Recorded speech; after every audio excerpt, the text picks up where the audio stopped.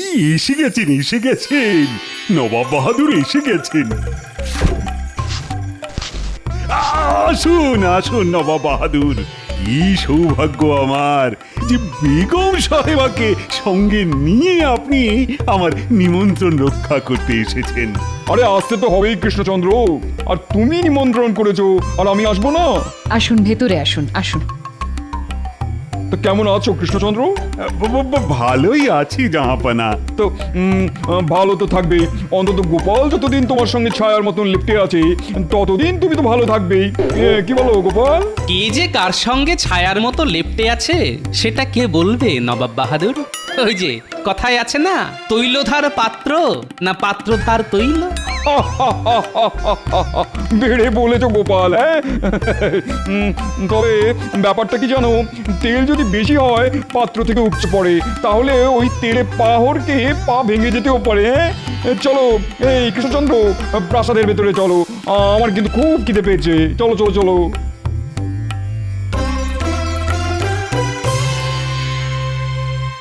হলো তো নবাবের সাথে আগ বাড়িয়ে কথা বলতে যাওয়ার ফল হলো তো? মনে হচ্ছে নবাব ভারী চটে গেছেন। তাতে আমার কি? আমি নবাবের খাইও না পড়িও না। নবাব চটলে হয় দুমুঠো ভাত বেশি খাবেন, না হয় কম খাবেন। শুনলে সেনাপতি, গোপালের চ্যাটাং চ্যাটাং কথা শুনলে? সে তো শুনলামই। যেদিন নবাবের খপ্পরে পড়বে না, সেদিন দেখবে ওর কি হাল হয়। ঠিক বলেছেন মন্ত্রী মশাই, গোপালের হবে এমন হাল যেন ফুটো নৌকো ছেঁড়া পাল। আসুন নবাব বাহাদুর আসুন, এই প্রাতরাশটা সেরে নিন। আরে করেছো কি কৃষ্ণচন্দ্র? এত খাবার কি খাওয়া যায় নাকি? এত কি বলছেন? না না না না, এ তো অতি সামান্য। এটা সামান্য? এই পরিমাণ দল খাবার যদি সামান্য হয়, তাহলে মধ্যাহ্ন ভোজনের অসামান্য খাবারের পরিমাণ যে কি হবে সেটা ভাবলেই তো আমার কেমন ভয় হচ্ছে। তাহলে কি কিছু খাবার তুলে নিতে বলবো?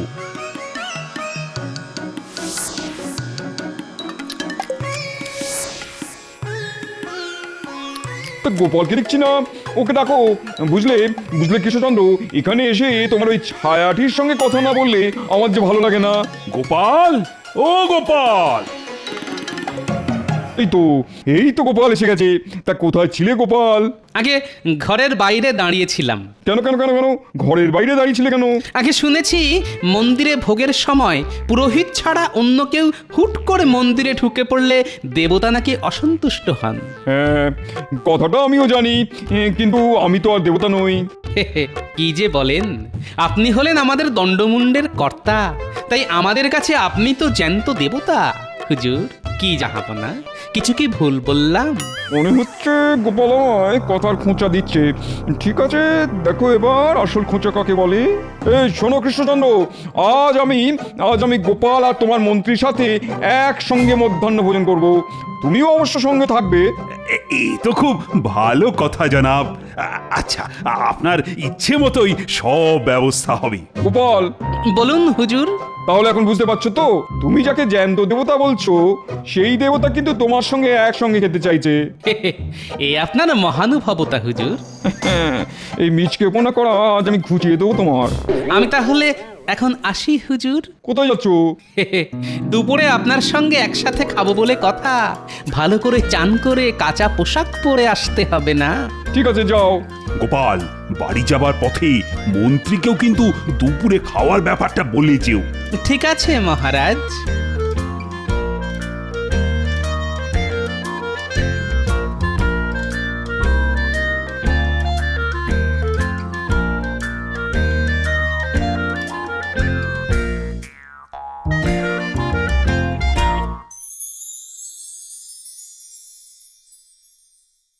গিন্নি, গিন্নি, কোথায় গেলে গো?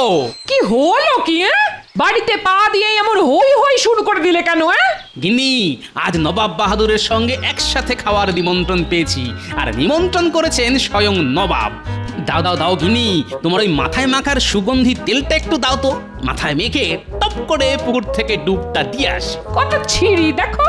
বলি মাথায় তো চুল নেই, তা গন্ধ তেল মাখবে কোথায় তোমার ওই চকচকে টাকে? আই এই দেখো গিন্নি, আমার এই টাক নিয়ে খোঁটা দেবে না বলে দিচ্ছি। বলি এই কৃষ্ণনগরে এমন আরেকটা টাক খুঁজে পাবে কেউ?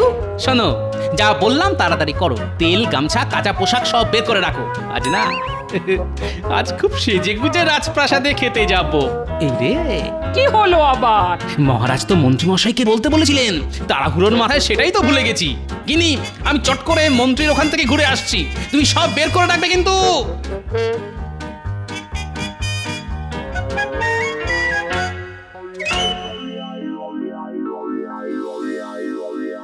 এটা কিরকম হলো হুজুর?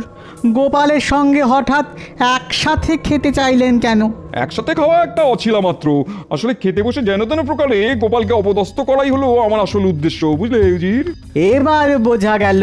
তা হুজুর, গোপালকে অপদস্থ করতে চান সে কথা তো আমাকে বললেই পারতেন। মাথা খাটিয়ে এমন একটা মতলব বের করে দিতাম না। থাক, তোমার মুরদ আমার জানা হয়ে গেছে। এর আগে বহুবার তুমি নানান মতলব বের করেছো, কিন্তু প্রতিবারই সেই মতলবকে বুড়ো আঙুল দেখিয়ে দিয়েছে গোপাল। তাই এবার যা করার আমি নিজেই করব। হুজুর, আপনার দুপুরের খাবার প্রস্তুত। তাই নাকি? তা গোপাল এসেছে? হ্যাঁ হুজুর, গোপাল, মন্ত্রী সকলেই এসে গেছে। তাহলে তো যেতেই হয়। চলো উজির, চলো। আরে, করেছো কি কৃষ্ণচন্দ্র? এ তো দেখছি রীতিমতো এলাহি আয়োজন। এলাহি বলে লজ্জা দেবেন না হুজুর, ওই সামান্য কিছু। তা গোপাল কই? গোপাল, এই যে জাহাপনা, আমি এখানে। এসো এসো এসো এসো গোপাল, তুমি আজ আমার পাশে বসে খাবে। বাবা, এত খাতির না, গতিক তো সুবিধের বলে মনে হচ্ছে না। আরে কি হলো কি? গোপাল, এসো, খাবে, এসো।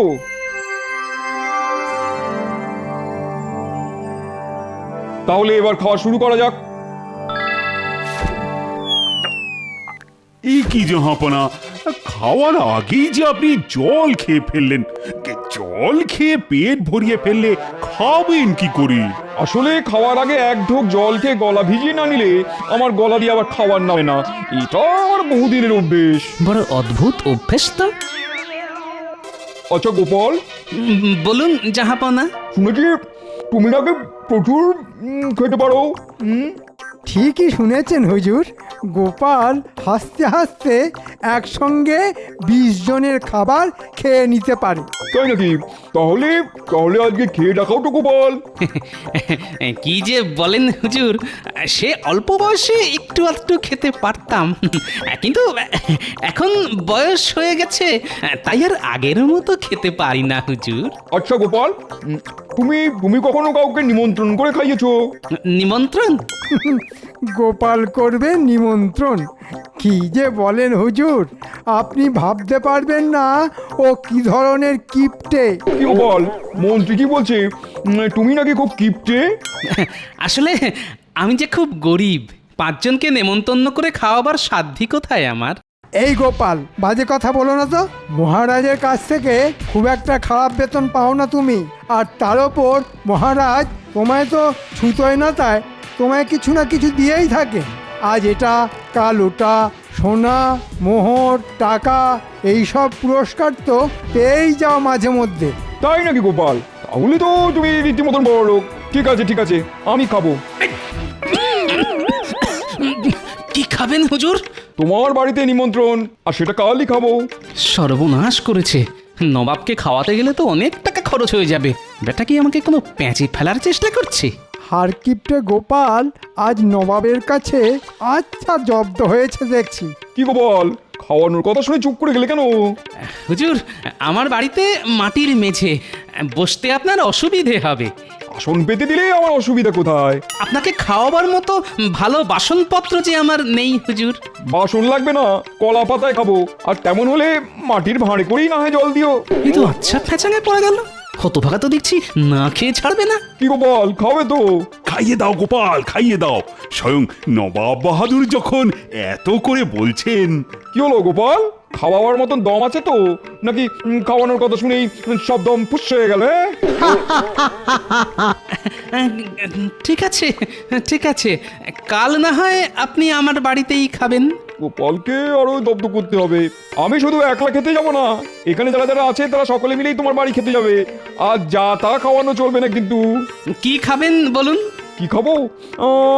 কমপক্ষে 4 রকমের মাছ, পাবদা, ইলিশ, গলদা চিংড়ি আর পাকা রুই। তারপর কচি পাঁঠার ঝোল। হ্যাঁ হ্যাঁ হ্যাঁ, তাও হবে তাও হবে। আর সেই সাথে ভোলা ময়রা লাল দই, মাখা সন্দেশ আর রাবড়ি। কি গোপাল, হবে তো? বলছেন যখন তখন সবই তো করতে হবে হুজুর। তবে শুনেছি সস্তায় পাও বলে তুমি নাকি পচা ধসা জিনিস কিনে আনো। বেটা দেখছি বাগে পেয়ে আমায় খুব হেনস্থা করছে। ঠিক আছে, একবার আমার বাড়ি এসো, তখন বুঝিয়ে দেব মজা। সে যাই হোক, কাল কিন্তু রান্না করে যা খাওয়াবে তার সবগুলোই যেন হয় খুব টাটকা আর গরম গরম, ঠিক আছে? গরম গরম? ঠিক আছে, তাই হবে। এমন গরম খাওয়াবো না যে কেঁদে কুল পাবে না। আহা কি মজা! আজ কৃষ্ণচন্দ্রের বাড়িতে ভোজ, কাল আবার গোপালের বাড়িতে নিমন্ত্রণ। শুধু খাওয়া আর খাওয়া, খাওয়া আর খাওয়া। হা হা হা হা। নবাব বাহাদুর গোপালকে বড় পেঁচে ফেলে দিল দেখছি।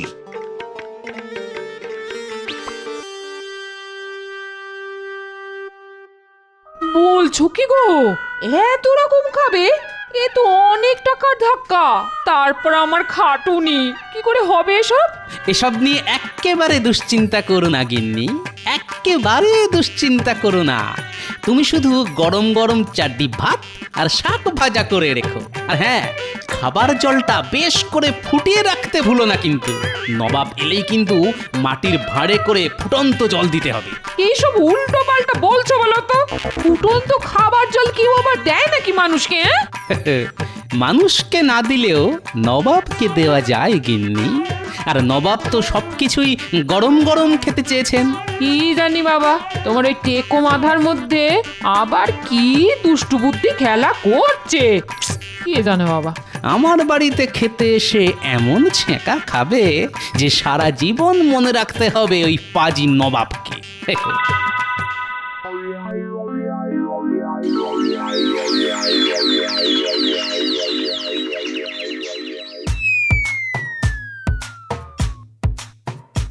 গিন্নি গিন্নি গিন্নি, পেতে ফেলো পেতে ফেলো, বেড়ে ফেলো। কি পাতবো বলি, কি বাড়বো? পাতবে আসন আর বাড়বে ভাত। সদল বলে নবাব আসছেন।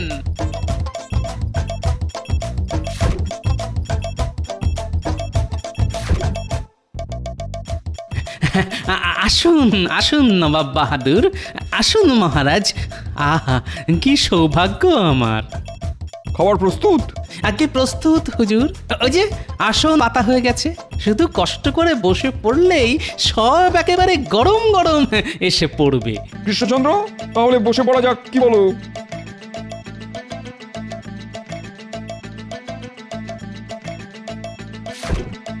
গিন্নি, ভাত।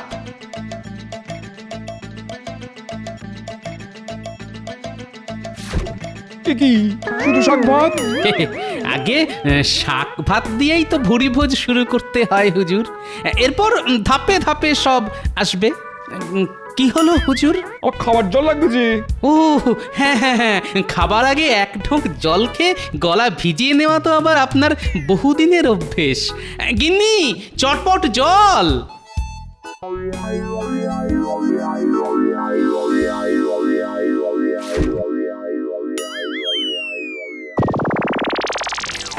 ওরে বাবা, পড়ে গেল, জল গেল। ওরে বাবা, উজির উজির, আমার আমার মুখে ফু দাও। বাবারে বাবারে, জিভটা জ্বলে যাচ্ছে। কি কি কি গরম রে বাবা। ওরে বাবা রে বাবা। কি হলো জাহাপানা? হলো আমার মাথা তোমার মুন্ডু। গোপাল আমায় ফুটন্ত গরম জল খাইয়ে দিয়েছে। ওরে বাবারে, ওরে বাবারে, জিভটা পুড়ে গেল রে। সে কি?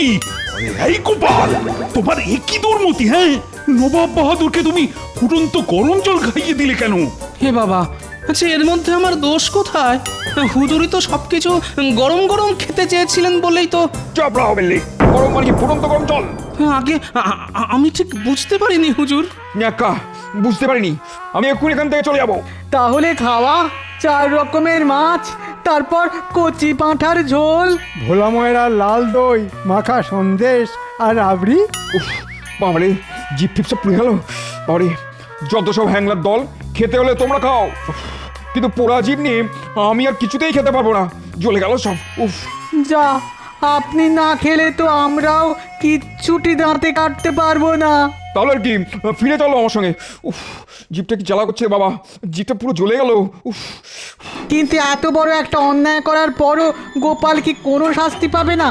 গোপাল ভুল করেছে, কিন্তু অন্যায় তো কিছু করেনি। কি বলছেন কি? কেউ কিছু বুঝতে না পারলেও আমি বেশ বুঝতে পেরেছি নবাবকে হেনস্থা করার জন্যই গোপাল এটা করেছে। ঠিক বলেছো উজির, এটা গোপালের শয়তানি, তাই শাস্তি ওকে পেতেই হবে। এই শোনো গোপাল, তুমি আগুনে জল ফুটিয়ে আমার জিভে ছ্যাঁকা খাইয়েছো, এর শাস্তি হলো মৃত্যুদণ্ড। মৃত্যুদণ্ড? হ্যাঁ, এই কৃষ্ণনগরেই ওকে আমি শুলে চড়াবো। ওকে কি একটা সুযোগ দেওয়া যায় না? সুযোগ? ঠিক আছে ঠিক আছে, একটা সুযোগ ওকে দিতে পারি। একদিনের মধ্যে ও যদি আগুন ছাড়া, আতশ কাচের ব্যবহার ছাড়া আর বিজ্ঞানীর পরামর্শ ছাড়া অন্য কিছু করে আমাকে ছ্যাঁকা খাওয়াতে পারে, তাহলেই ওর নিষ্কৃতি, না হলে শুলে ওকে চড়তেই হবে। চলে এসো চলে এসো উজি।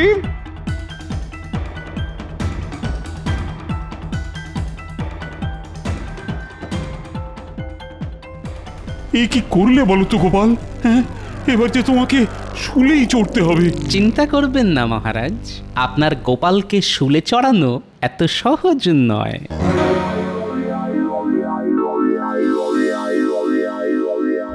খুব তো বড় মুখ করে মহারাজকে বলে দিলাম আমাকে শুলে চড়ানো অত সহজ নয়, কিন্তু আগুন ছাড়া নবাব বেটাকে ছ্যাঁকা খাওয়াবো কি করে?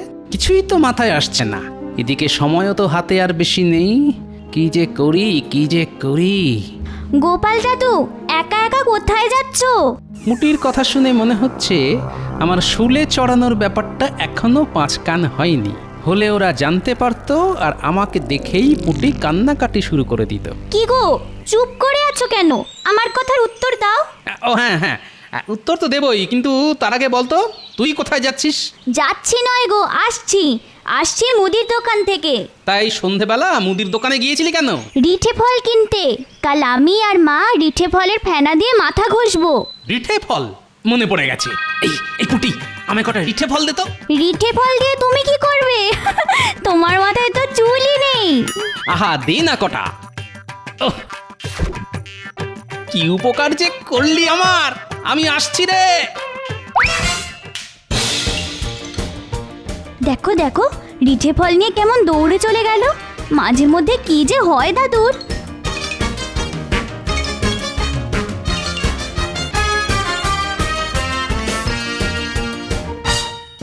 তুমি কি করলে ঠাকুর? মানুষটার কিছু হয়ে গেলে আমি যে আর বাঁচবো না ঠাকুর, আমি যে আর বাঁচবো না। আমারও কিছু হবে না। আর ঠাকুরের ইচ্ছে তুমিও যেমন বেঁচে ছিলে তেমনই বেঁচে পড়তে থাকবে গিন্নি।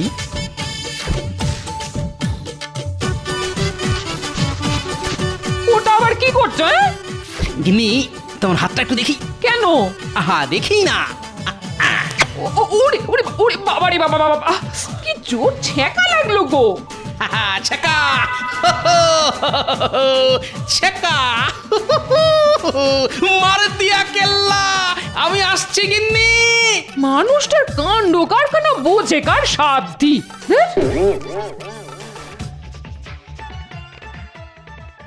বুঝলে উজি, গোপালকে একবার শুলে চড়াতে পারলেই কেল্লা ফতে।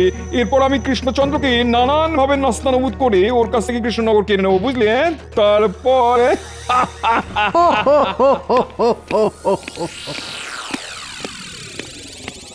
কি ব্যাপার, তুমি এই সময় এখানে কেন কৃষ্ণচন্দ্র? বলছিলাম কি, মানে ওই গোপালকে কি কোনোভাবে ক্ষমা করে দেওয়া যায় না?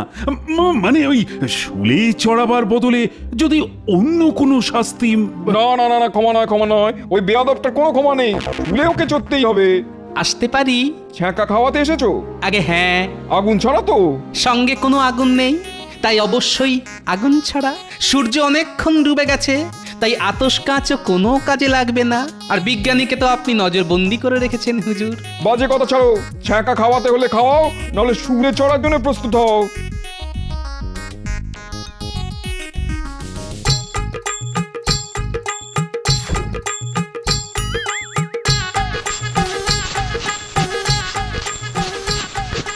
তাহলে আপনার হাতের তালুটা একটু বাড়িয়ে দিন হুজুর।